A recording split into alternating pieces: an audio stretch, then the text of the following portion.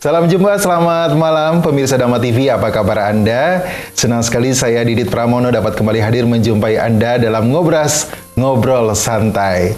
Pemirsa Dhamma TV, di tahun depan kita akan menyambut Pesta Demokrasi, yaitu pemilu tahun 2024. Nah, untuk menentukan kepastian daftar pemilih-pemilu, memang tidak segampang pendataan kepala keluarga pada pendataan kepentingan di luar pemilu.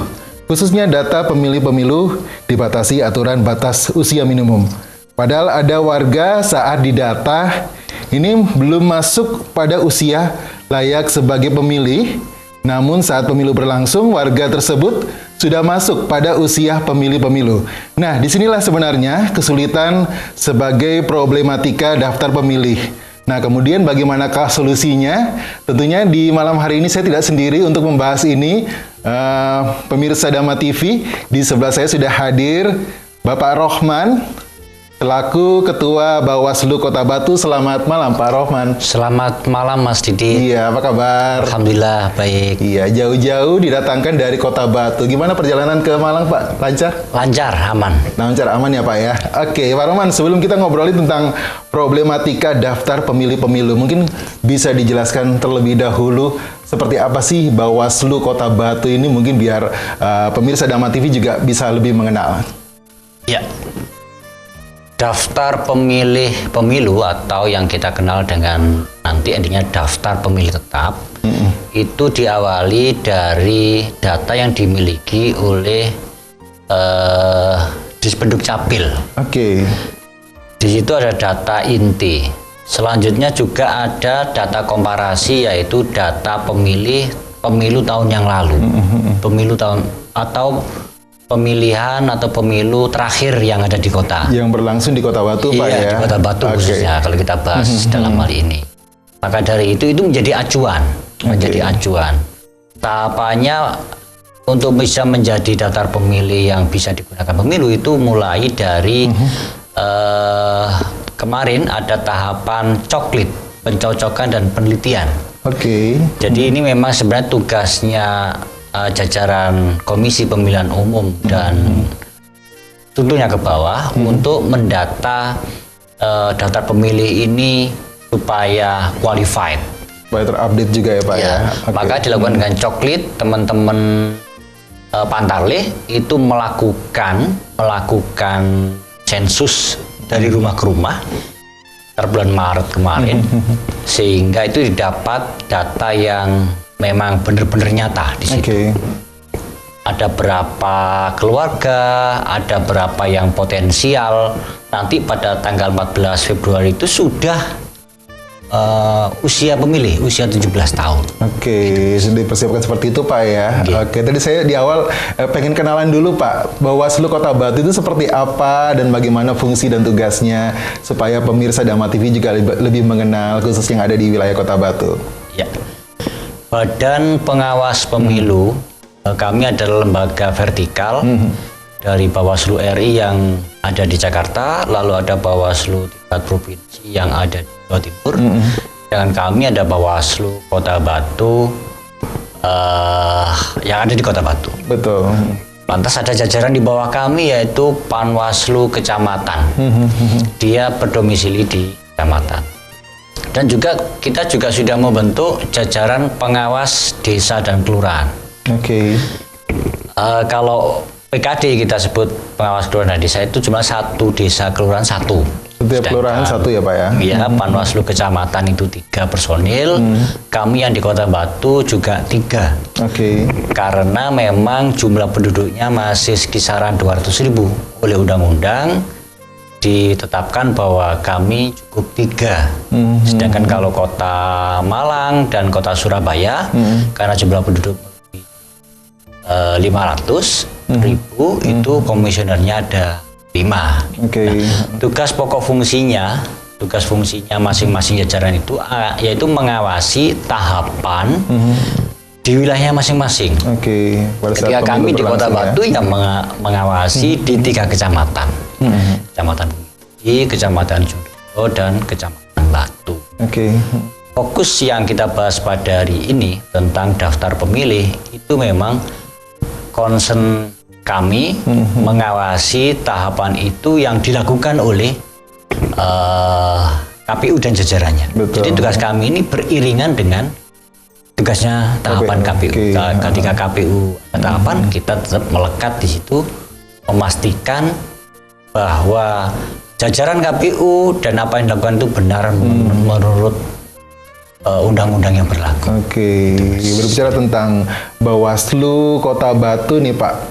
Untuk perekrutan sendiri Pak, sebentar lagi kan sudah pemilu 2024. Bagaimana Pak? Apakah ada kriteria khusus dalam merekrut personil yang akan bertugas sebagai Bawaslu yang akan mengawasi pemilu 2024 nanti Pak? Apakah sudah terbentuk atau sudah masih terbentuk tahap seleksi apa bagaimana? Sudah Pak? terbentuk Mas. Hari ini sebenarnya yang rekrutmen adalah di Bawaslu Kabupaten Kota. Oke. Di seluruh Indonesia. Jadi kita ini baru 5 tahun ini kita ini permanen. Jadi ini tahun kelima Mas Didit. Tahun kelima ya. Hari ini tanggal 29 kemarin sampai tanggal 7 itu adalah penerimaan berkas pendaftaran calon komisioner Bawaslu se-Indonesia. Sekitar 514 sekian gitu. Belum lagi ditambah di daerah DOB, daerah otonomi baru yang ada di mungkin akan lebih dari 100. Oke, siap. Kita balik ke tema kita di malam hari ini Pak ya, tentang problematika daftar pemilih pemilu. Ini benarkah daftar pemilih pemilu ini sering terjadi kekeliruan Pak? Kekeliruan apa yang sering ditemui Pak? Mas Didit, meskipun petugas pantarlih coklit dari rumah ke rumah itu juga kami memastikan bahwa memang ada kesalahan prosedur, kesalahan tata cara petugas itu datang dari rumah ke rumah. Misalnya ketika areal yang dicoklit itu perumahan yang sulit ditembus, itu kadangkala petugas itu hanya mencatat apa yang ada di daftar pemilih lama. Barangkali mungkin didatangi Pak RT-nya atau petugas toko masyarakat di situ hanya tanya-tanya. Berdasarkan data yang dikumpulkan tidak Pak datang RT, langsung ke tempat itu, ke rumah yang tidak ditemui. Siap. Terus lagi ada data kematian. Banyak warga masyarakat yang sudah meninggal dunia, tapi masuk di daftar pemilih sementara itu. Jadi ini problem karena memang kalau di Batu itu petugas memang tidak bisa mencoret, di Dukcapil tidak bisa mencoret sebelum ada akte kematian. Akte kematian. Jadi kadang-kadang juga agak lelucon ya, teman-teman pantarlih mencoklit itu datang ke kuburan, ke makam, memastikan bahwa si fulan ini sudah meninggal dunia. Itu infonya dari RT dulu Pak ya? Iya, dari tingkat RT ya. Petugas coklit ini bekerja berdasarkan TPS setempat, TPS setempat. Jadi memang faktual dan bisa dipertanggungjawabkan. Kadang-kadang memang petugasnya itu kadang-kadang yang kurang kurang aware supaya cepat-cepat kerjanya ya. Biar cepat selesai gitu Pak ya. Tapi itu tetap kalau memang teman-teman pantarlih melakukan sedikit kekeliruan, kita lakukan dengan imbauan yang pertama. Setelah itu kita lakukan saran perbaikan. Kita lakukan layangkan melalui lisan maupun tertulis saran perbaikan bagaimana prosedur yang benar ketika melakukan aktivitas tahapan tersebut. Apa ada lagi Pak cara pemutakhiran daftar pemilih-pemilih ini Pak? Ya kami organ kami memang terbatas, jadi satu desa satu. Sedangkan kalau teman-teman pantarlih kan satu TPS satu. Bisa dibayangkan kalau satu desa itu ada misalnya 100 TPS gitu ya, berarti kami hanya satu. Maka kami lakukan sampling, uji petik, uji petik kepada beberapa potensi pemilih itu seperti apa. Dengan uji petik itu kita juga bisa melihat ada data ganda, ada NIK ganda, ada nama sama tapi orangnya beda gitu, ada macam-macam. Data ganda seperti itu gimana Pak? Akhirnya nanti kalau ganda itu ya memang mungkin juga ya, namanya nama NIK, NIK itu masih ada yang NIK ganda. juga bisa ganda gitu Pak ya? Bisa ganda. Padahal negara kita lagi menjalankan single identity. Jadi hanya satu identitas, nomor identitas yang dimiliki satu jiwa.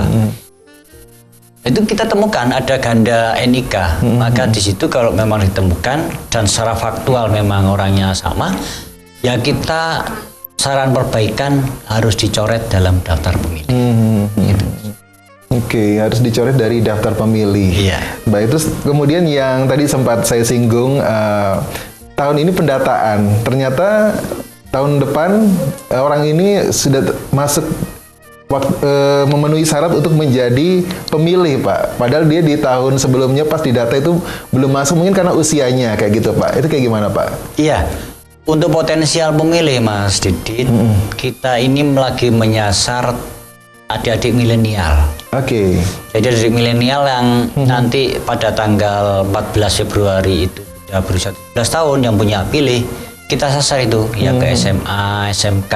Sosialisasi seperti itu, Pak ya? Iya, ke tokoh-tokoh masyarakat menghimbau kepada RT RW bahwa di lingkungannya apakah ada anak muda yang nanti waktu pemilu itu berusia 17. Oke. Jadi itu data agregat, itu data yang sudah ada kolomnya sendiri bahwa di TPS ini data yang nanti akan menjadi daftar pemilih tambahan itu sekian. Oke, nanti kita lanjut lagi Pak Rohman ya, ngobrolin tentang problematika daftar pemilih pemilu. Tapi sabar dulu pemirsa Dama TV, kami akan segera kembali setelah yang satu ini.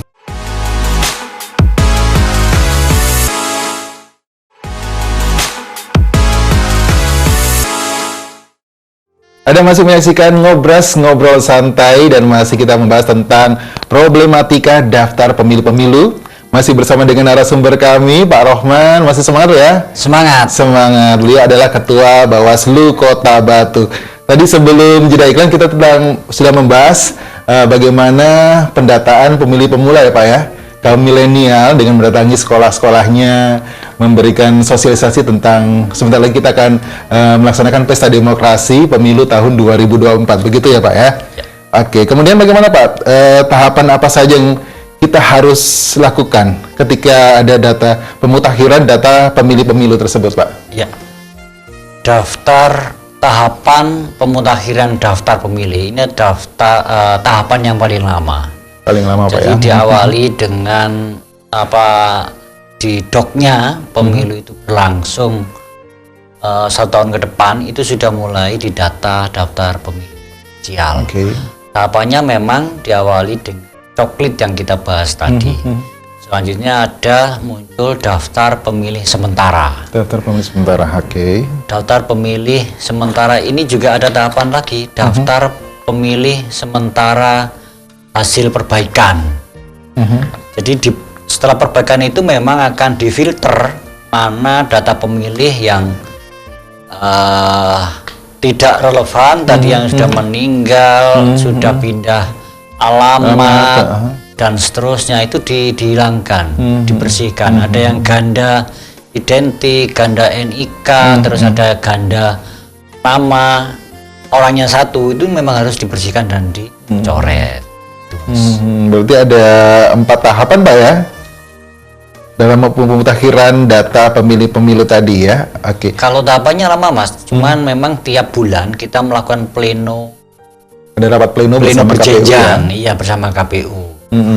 Plenonya itu diawali dari tingkat PPS.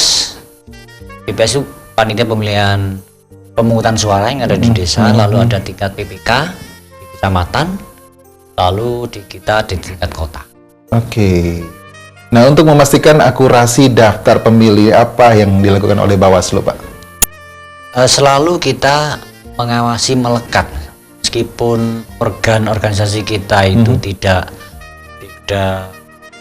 banyak, tapi alhamdulillah Bawaslu Kota Batu ini dibantu oleh teman-teman yang siap menjadi pemantau pemilu. Oke.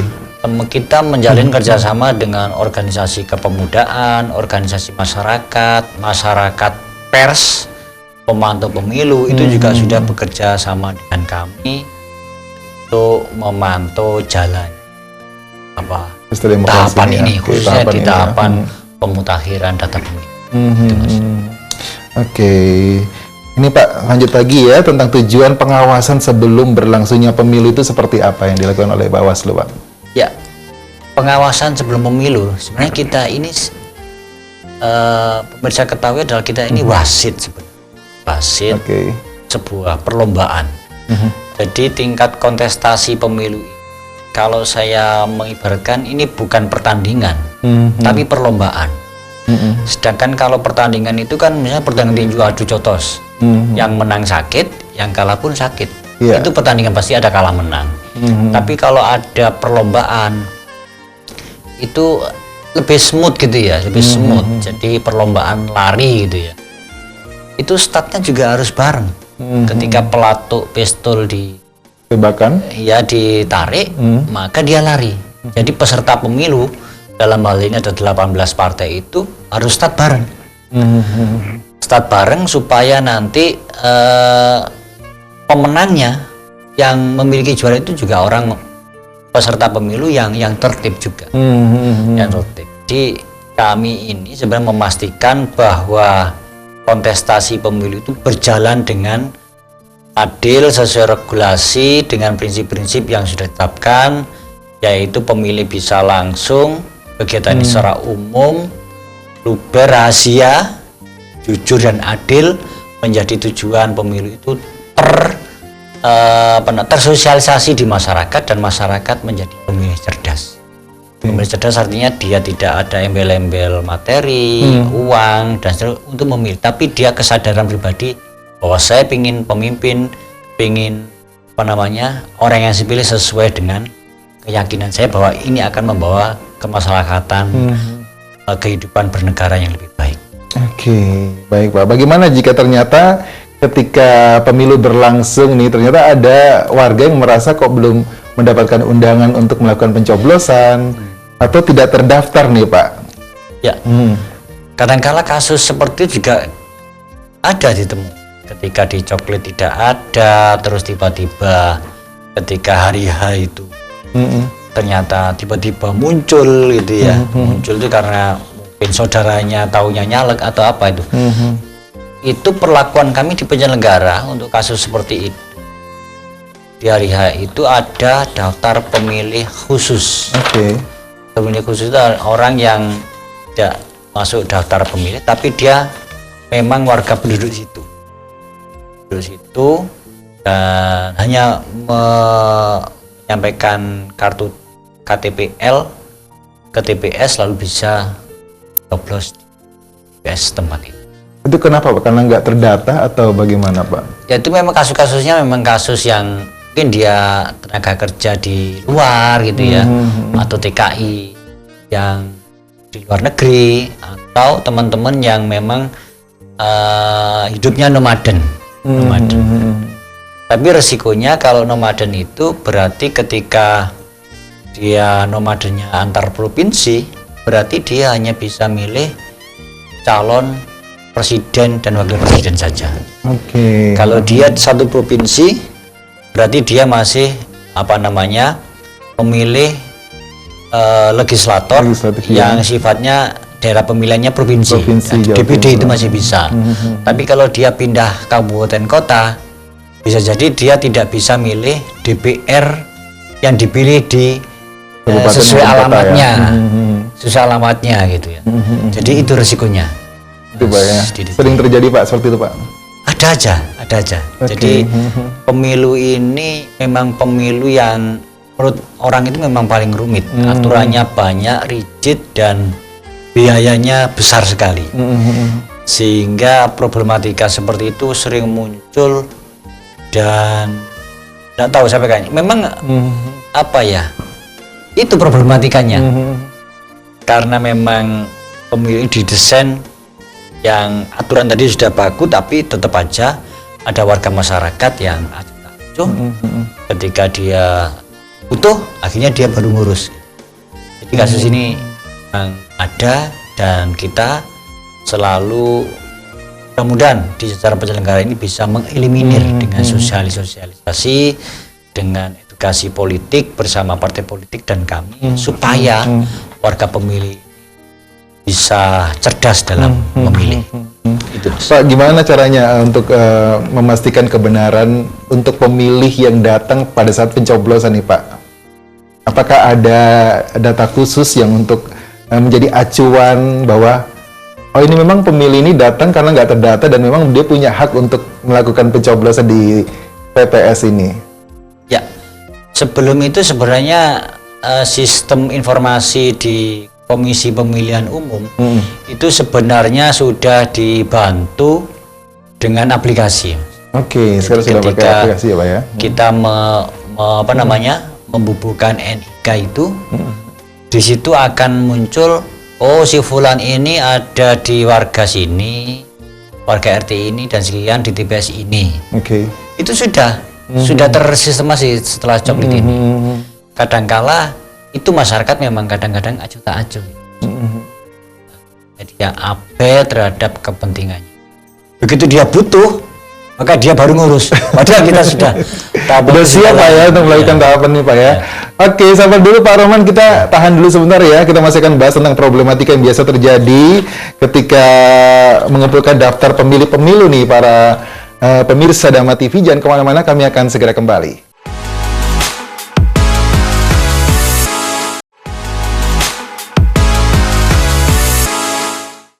Terima kasih Anda masih menyaksikan Ngobras Ngobrol Santai. Kita masih membahas tentang problematika daftar pemilih-pemilu dan saya masih bersama dengan Pak Rohman yang masih setia menemani saya di sini. Pak Rohman ya, memberikan informasi untuk kita mengenai persiapan pemilu nih, pemirsa Dama TV. Tadi juga sempat disinggung bagaimana kalau ada pemilih yang ternyata tidak terdata, dia datang pada saat hari H. Bagaimana proses untuk pengecekan kebenaran bahwa ini pemilih ini memang berhak untuk menyalurkan suaranya itu Pak ya.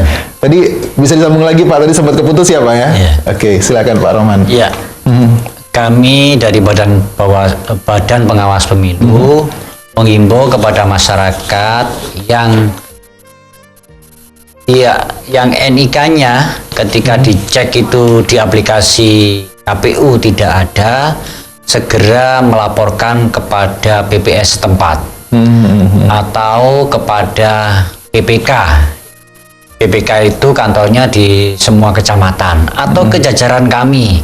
Jajaran kami ada pengawas kelurahan desa, ada panwaslu kecamatan, semuanya ada dan siap membantu. Apa laman yang bisa diakses? Pakai gadget pun bisa, pakai HP, pakai komputer bisa. Ada Lindungi Hakmu, silakan diakses aplikasi Lindungi Hakmu. Atau yang lebih akurat lagi ada Cek DPT Online. Cek DPT Online ini sudah viral sebenarnya. DPT Pak? DPT. Daftar pemilih tetap. Cek DPT Online ini silakan dimasukkan NIK-nya saja. NIK-nya saja. Nah, di situ akan ada informasi NIK saudara ini berada di alamat mana, RT berapa, RW berapa, desa kelurahan apa, kecamatan apa, dan menunjukkan di TPS berapa saudara akan mencoblos pada pemilu tahun 2024 nanti. Itu Mas. Oke, terus untuk warga yang mungkin tinggal di sebuah lokasi yang tidak sesuai dengan alamatnya Pak, bagaimana Kak proses pelaporannya? Proses pelaporan sama yang saya sampaikan tadi, silakan ke penyelenggara pemilu di setiap tingkatan. Kalau posisinya dekat dengan kecamatan, monggo dilaporkan kepada PPK yang ada di kecamatan tersebut maupun PPS yang ada di kelurahan desa. Nanti mereka-mereka yang di bawah itu akan mengupdate ketika tiap bulan kita plinukan. Jadi ada perubahan apa di situ? Nah, termasuk orang yang melapor tadi terupdate bahwa dia ada tambahan, dipastikan nanti akan memilih di TPS ini pada hari ini. Sebab pemilu itu kan pemilu yang hari aktif diliburkan oleh negara. Jadi semuanya libur kecuali memang problem ketika ada sekolah berasrama, ketika ada pekerjaan yang tidak bisa ditinggalkan, itu mungkin problem disiasati. Oke, siap. Oke, kemudian apakah ada Pak pelanggaran yang terjadi, yang bisa terjadi saat pendataan daftar pemilih pemilu ini Pak? Kami di Bawaslu itu mengenal pelanggaran, ada 4 pelanggaran, Mas. Oke. Mas. Yang pertama adalah pelanggaran administrasi. Pelanggaran administrasi Meliputi apa, ini Pak? Ketika jajaran atau orang penyelenggara itu tidak melakukan, tidak taat asas, tidak taat aturan perundang-undangan. Jadi dia melanggar secara administratif. Itu tegurannya adalah ada saran perbaikan dari kami kepada jajaran yang tidak taat itu. Lalu yang kedua adalah pelanggaran pidana. Pelanggaran pidana ini ketika ada orang atau penyelenggara yang memalsukan dokumen negara. Oke. Misalnya iktp-nya diedit atau fotonya dibuat Beda gitu ya Pak ya? beda dan seterusnya. Sebenarnya ini single identity itu fungsinya untuk itu, supaya tidak ada penggandaan, tidak ada double nama. Dengan adanya iktp Pak, masih bisa terjadi? Ya celahnya masih ada, Oke. tapi ya tidak bisa dieliminir dah. Dengan ektpl kita dibantu oleh teknologi bahwa single identity wajib terwujud supaya satu jiwa satu nomor. Oke. Nah kalau pidana kami di Bawaslu itu dibantu oleh Sentra Gakumdu. Sentra Gakumdu kami ini terdiri dari 3 organ. Yang pertama Bawaslu, yang kedua kepolisian, dan yang ketiga kejaksaan. 3 lembaga negara ini akan membahas ketika muncul ada pelanggaran pidana, pemalsuan, penyalahgunaan dokumen negara, dan seterusnya. Nah, pelanggaran yang ketiga adalah pelanggaran etik. Etik ya? Pelanggaran etik itu bila mana kami atau KPU dan jajaran atau Bawaslu dan jajaran itu melakukan tidak berintegritas. Tidak berintegritas artinya dia menyalahgunakan kekuasaan, dia tidak mentaati sumpah jabatan, sehingga dia dinyatakan melanggar etik. Nah, penindaknya siapa? Penindaknya adalah Dewan Kehormatan Penyelenggara Pemilu, DKPP. Kalau di penyelenggara kita ngenanya itu lembaga pencabut nyawa. Oke. Dia DKPP itu bisa memecat penyelenggara karena dia melanggar etik. Melanggar Itu etik ya? Sanksi tertinggi. Tapi mungkin yang pertama ada Sanksi peringatan. tertinggi adalah pemecatan. Ada peringatan 1, peringatan 2, peringatan keras terakhir, dan seterusnya. Itu pelanggaran etik. Lalu yang ketiga adalah pelanggaran hukum lain. Oke. Pelanggaran hukum lain ini Yang keempat Pak ya? yang keempat ini biasanya lebih spesifik kita menekankan netralitas ASN. Oke. ASN itu terdiri dari aparatur sipil negara yang ada di pemerintahan, juga TNI Polri. Ini wajib netral, harga mati, dan tidak bisa ditawar. Nah, ketika dalam proses ini, kalau proses dalam daftar pemilih ini, barangkali teman-teman ASN itu misalnya mempersulit tahapan ini, misalnya minta data ndak boleh, datang ke sana ndak boleh. Nah, ini berarti kan pelanggaran. Ya. Apa sanksinya? Sanksinya adalah kita laporkan pada PPK, pembina kepegawaian atau atasannya. Paling tinggi ASN ini akan kita laporkan kepada Komisi Aparatur Sipil Negara, KASN. Dia yang memberikan sanksi kepada ASN yang tidak taat. Begitu juga di kepolisian, ke Propam mungkin, atau ke TNI juga ada jalurnya sendiri. Pernah terjadi seperti itu Pak ya? Kalau TNI Polri tidak, belum kita dapatkan. Sedangkan ASN juga kalau daftar pemilih belum. Artinya potensi itu ada gitu ya. Potensi itu ada, tapi sampai saat ini laporan yang ke kami belum masuk. Tapi di daerah lain mungkin pernah mendengar Pak ya? Iya, mungkin juga. Jadi memang Mas Didit, sumber penindakan kita itu, sumber pelanggaran itu ada dua macam, yaitu yang pertama temuan, yang kedua laporan. Oke. Kalau temuan itu ditemukan oleh jajaran kami, kami menemukan ASN tidak netral kepada tahapan, misalnya dia menolak calon, dia men-share komen tidak enak dan seterusnya. Itu kalau sudah di sosmed, ini panjang juga barang ini. Oke. Dia akan dilaporkan pelanggaran ujaran kebencian, berarti dia Ada peraturan juga dari sosmed juga, Pak. kita ya? rekomendasi ke Undang-Undang ITE misalnya. Oke. Ujaran kebencian. Sudah masuk Undang ITE ya. Jadi itu proses-proses ini harus kita lalui, dan semuanya kita ini bisa memastikan bahwa pemilu ini milik kerja kita bersama. Supaya perlombaan ini berlangsung fair, maka harus taat aturan, supaya dihasilkan pemimpin yang memiliki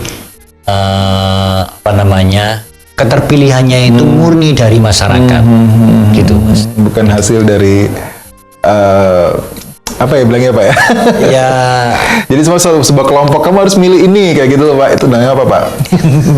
ya itu bisa jadi intimidasi atau rekayasa suara, merubah angka perolehan suara itu pidana itu, Mas. Oke. Merobek alat peraga, banner itu pidana. Ini memang setiap diri kita, setiap kita melangkah keluar rumah, tindakan kita, ucapan kita itu berkonsekuensi pada asas hukum yang berlaku. Ketika kita gerak tubuh kita itu baik, maka ya baik-baik saja. Tapi kalau tangan, mata, mulut, kaki kita gunakan tidak baik, tentunya ada aturan yang akan kita dapat juga ya. Yang kita dapat karena ulah kita itu. Oke, baik, semakin seru saja perbincangan kita di malam hari ini, pemirsa Dama TV. Kita masih lanjut lagi Pak Rohman ya untuk segmen terakhir ya. Jangan kemana-mana, kami akan segera kembali setelah yang satu ini.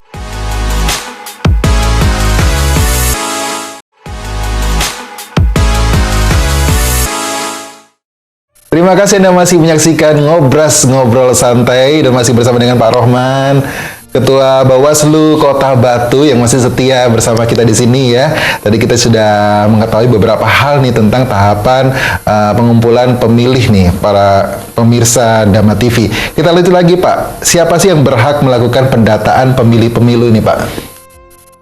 Yang melakukan pendataan itu di jajaran KPU, KPU dan jajarannya. Jadi mereka diangkat sumpah jabatannya, diantaranya sesuai undang-undang memutakhirkan daftar pemilih. Oke. Nah, tahapan yang kita bahas dari awal tadi, daftar pemilih itu bagaimana dan seperti apa. Tahapannya seperti itu, dari DPS akhirnya nanti akan menjadi DPT. DPT itu akan ditetapkan secara nasional bahwa jumlah pemilihnya itu seluruh Indonesia, seluruh provinsi itu sekian. Ingat bahwa DPT daftar pemilih ini juga bisa menjadi potensi sengketa. Potensi sengketa itu ada beberapa pihak peserta pemilu maupun prinsipil orang per orang itu boleh mengajukan sengketa ketika daftar pemilih itu tidak sesuai. Oke. Tidak sesuai itu, Mas. Kenapa daftar pemilih itu kok menjadi prioritas? Karena ini vote gitu ya, memilih. Jadi jumlahnya harus jelas dulu. Kalau jumlahnya nanti genap, berarti potensi untuk draw kan ada gitu ya. Makanya daftar pemilih di awal ditetapkan bahwa contoh kecil lah, kita milih ketua RT itu. Jadi penduduk yang punya hak pilih di RT tersebut dihitung dulu. 50kah atau 45 atau 35. Kalau 35 bisa potensi selisih kalau calonnya 3, kalau calonnya 2. Nah, kalau calon 2 pemilihnya 50 bisa jadi draw. Kalau draw apa tindakannya? 25 Pak ya. Pemilihan ulang. Oke. Itu memang aturannya seperti itu. Jadi daftar pemilih ini menjadi acuan ya Pak ya? Acuan di mana pemilu itu dilakukan secara fair dan secara berintegritas. Oke. Oke, ini ada mungkinkah ada warga yang tidak terdaftar tapi bisa mencoblos dalam pemilu? Mungkin saja Pak ya. Mungkin saja tadi kita bahas yang Tadi sempat dibahas juga ya. ketika dia nomaden, ketika dia lagi bepergian, ternyata tidak terdaftar, tapi dia punya KTP. Itu jurus yang terakhir. pasti harus punya IKTP atau KK mungkin Pak ya? Bisa nggak Pak? Ya kakak menjadi penunjang ya. Yang pertama IKTP. Yang paling utama ya. Oke, dan Anda juga bisa mengeceknya langsung apakah Anda terdaftar menjadi pemilih pada pemilu tahun 2024 ini di lindungihakmu.com Pak ya. Betul ya Pak ya? Ada juga di DPT apa nih Pak? Cek DPT online. Nanti DPT online. Nah, DPT online lebih itu gimana, Pak? validnya ke Google lalu diketik Ketik cek aja. DPT Oke. atau lindungi hakmu. Lindungi Nanti hakmu. akan ada apa namanya? Ada web terkait ada ya Pak web ya? yang tertaut di situ, silakan diklik. Itu. Dan bisa langsung ngecek, tinggal masukin ini aja Pak ya? NIK. saja nanti. Apakah data Anda ada apa enggak? Kalau enggak ada gimana Pak? Harus lapor dulu Pak ya? Ya, kalau nggak ada silahkan ke penyelenggara setempat, bisa ke jajaran kami di pengawas desa kelurahan atau kecamatan, atau di PPS. Dia selalu berkantor di kelurahan dan desa. Kalau tidak, silahkan bertanya kepada pihak atau perangkat kelurahan desa bagaimana dia mengurus supaya dia punya hak pilih terdaftar menjadi pemilih di pemilu 2024. Oke. Pak, siapa saja nih Pak yang bisa mengontrol kesalahan data pada saat pemilu nih Pak? Yang bisa mengontrol itu sebenarnya semua pihak. Ketika ada pleno di tingkat jajaran dia, kalau di desa didampingi oleh aparat. Ada pemerintah desa, ada dari kepolisian dan unsur TNI Polri. Itu juga di atasnya. Kalau pleno tingkat PPK itu pasti ada Pak Camat diundang, Polsek, Koramil diundang. Begitupun juga di kami di tingkat kota itu pasti kepala daerah diundang, terus ada dari Kodim, terus dari Polres dan stakeholder, terutama peserta pemilu. Oke. Itu pasti diundang. Karena apa? Dia yang mau berlomba kan, dia harus kadang-kala kan teman-teman partai, dicek anggotanya.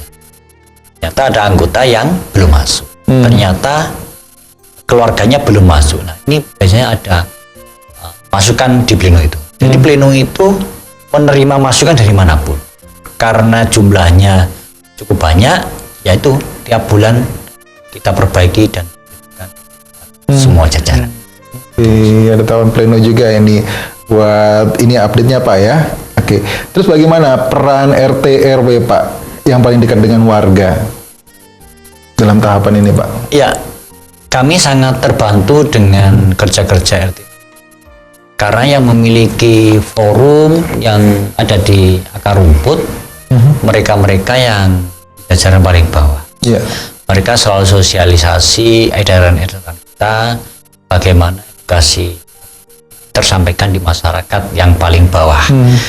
Seperti daftar pemilih, seperti hak apa saja yang bisa dilakukan, seperti sosialisasi anti money politik, seperti juga memilih pemimpin yang baik dan benar seperti apa. Itu forum-forum RT cukup manjur untuk mengedukasi masyarakat supaya pemilih ini berlangsung dengan baik dan menjadi pemilih yang cerdas. Artinya dia memilih atas dasar keinginan dia.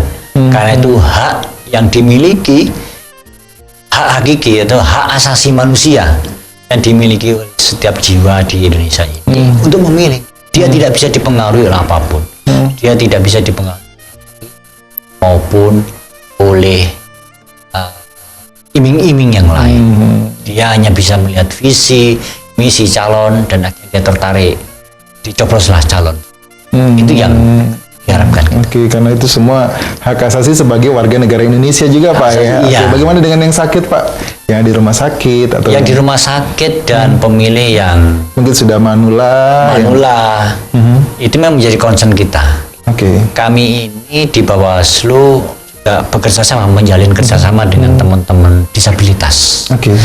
disabilitas Ya, kita disabilitas juga ya. sambangi, apa kebutuhannya, apa keinginannya, apa itu pasti dia punya. Karena punya hak juga untuk menyalurkan suaranya. Seperti juga ketika pendirian TPS. Pendirian TPS itu apakah dia ramah kepada disabilitas Oke. atau tidak? Kalau tadi ya lansia itu dia itu boleh nyoblos, misalnya dia itu pendampingan, keluarganya boleh ngikut. Lalu nanti ada petugas KPPS, juga ada pengawas kita yang ada di situ. Ingat Mas Didit, bahwa nanti tiap TPS itu ada jajaran kita. Jajaran kita pengawas TPS namanya. Dia bekerja 1 bulan, 23 hari sebelum pencoblosan dan 7 hari setelah pencoblosan. Yang sebelum tadi kami himbau kepada mereka untuk mencatat tingkat kerawanan pemilu apa yang ada di sana. Oke. Misalnya ada tokoh politiknya, yang disabilitasnya berapa. Kan disabilitas waktu coblos ditandai. Oh ini disabilitas apa? Kursi roda kah? Maaf, tunanetra, tunarungu, itu didata. Itu juga ada data khususnya Pak ya, keterangan khususnya. Maka ketika TPS itu dibangun tidak ramah kepada pemilih, ya kita sarankan untuk diperbaiki dan dibangun yang lebih ramah disabilitas. Ramah disabilitas. Nah, terakhir yang sakit Mas. Dimungkinkan juga ketika itu ada pemilih yang sakit ketika domisilinya. Rumah sakitnya mesti di kota misalnya, dia sakit di sana. Itu kan boleh pindah milih. Oke. Dan itu kita sarankan kepada KPU atau KPU punya inisiatif sekeliling. Sekeliling ke rumah sakit. Siapa yang berhak memilih di rumah sakit ini? Maksudnya dari H itu kan kita data sebelumnya, oh pasien ini di rumah sakit ini. Berarti kita harus siap-siap bahwa nanti ada TPS keliling ada yang kesana, di rumah ya. sakit Baptis, Karsawusada, Bayangkara, itu akan kita data. Sehingga aspirasi politik masyarakat itu tersalurkan secara baik pada. Ya, bagaimana dengan narapidana Pak? Narapidana pun juga demikian. Namanya Pak ya? Iya. Kita kunjungi ke lapas ya? Lapas. Kalau kita mungkin di Polres, ada tahanan di Polres, ya kita, supaya mereka punya hak untuk memilih. Karena Batu tidak punya lapas. Oke. Baik, terakhir nih Pak Rohman, mungkin ada pesan-pesan untuk pemirsa Dhamma TV dalam menyambut pemilu 2024 ini. Ya, khusus kepada masyarakat semuanya, tidak terkhusus di Malang Raya, kami sebagai penyelenggara pemilu di Badan Pengawas Pemilu menyarankan, menghimbau kepada masyarakat, hari ini adalah tahapannya daftar pemilih hasil perbaikan akhir, sehingga silahkan cek NIK Anda apakah sudah terdaftar dengan baik di sebagai pemilih di pemilu serentak tahun 2024 14 Februari 2024 nanti.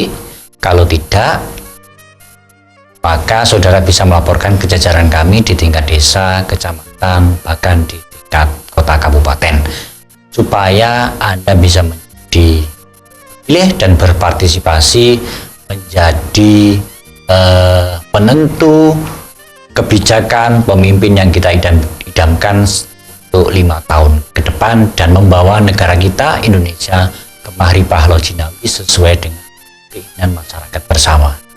Kalah siap menang itu menjadi prioritas. Jadi tidak usah emosi, tidak usah apapun, kita menerima kekalahan dengan baik dan menang tanpa sombong, jumawa. Baik, apapun hasilnya harus diterima dengan lapang dada ya Pak ya. Dan pastikan hak Anda sebagai pemilih juga bisa tersalurkan pada pemilu 2024 nanti nih, pemirsa Dhamma TV. Gak kerasa sih kita sudah berada di penghujung acara. Terima kasih banyak Pak Rohman ya, selaku Ketua Bawaslu Kota Batin sudah menyempatkan hadir di sini. Mudah-mudahan apa yang disampaikan bermanfaat untuk seluruh pemirsa Dhamma TV. Dan akhir kata, saya Didit Pramono beserta kru yang bertugas mohon undur diri. Terima kasih atas kebersamaan Anda. Sampai jumpa, selamat malam.